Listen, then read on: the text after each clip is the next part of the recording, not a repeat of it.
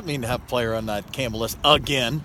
Well, I tell you, it tells us we're recruiting the right young men, guys that can come in here and play outstanding football, but also get it done in the classroom and be a part of this community and be leaders in this community. That's what we want in this program. Well, you guys head back out on the road, and road's been a little bit tough on you guys. What's got to be different this time? What we got to do is not make mistakes. That's what we did the 2 games there at Southeast Missouri State and then also Duquesne. We just really shot ourselves in the foot and made mistakes at crucial times and left points on the field or put them in good field position. And we just can't do that against the teams that we're playing because they'll make you pay for it. And Marist is just like that. Well, Marist is a team that looked awful at the start of the season, but although they're winless, they're playing a little bit better, aren't they?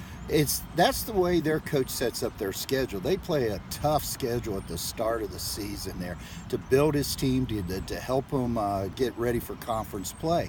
And that proved out this past week when they played Stetson, a conference opponent at Stetson.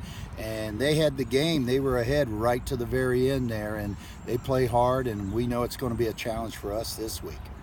You still have that 3-headed monster at running back, and a guy who really has stood out this year, especially in close, is Richie Worf. What's he bring to the game? What Richie Worf brings is his running style is a very physical running style. Tucker Yinger, he's the slasher, the speed guy, can accelerate and get by people. Richie is that running back that has that speed, that vision, but he's tough to tackle. He's 215 pounds, and he always has his shoulders down, and it's hard to get a hand on him, get your arms wrapped around him there.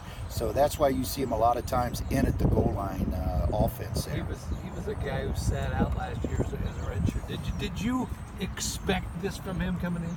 Well, not coming in. He really developed through the fall there and then on into the winter, and then by spring, when we came out of spring practice, we could see what he could add to our offensive weapons that we already had. And he just kept building upon that coming out of the spring throughout the summer, and he's really playing well right now. What about your quarterback? What are you liking from Jack right now? What we like from Jack, he actually played his best game this past Saturday against Davidson. We always grade out our players and get them a percentage grade. And this was his highest percentage. He graded out at 89%.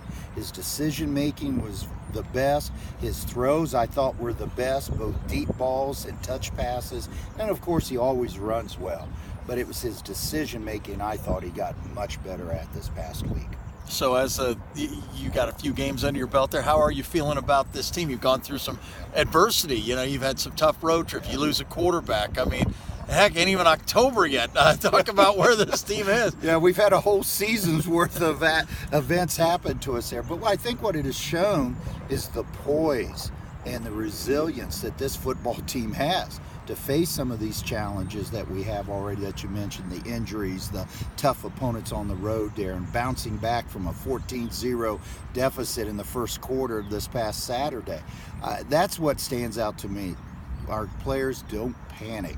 They just stay true to what we've been coaching all week, and eventually things turn our way.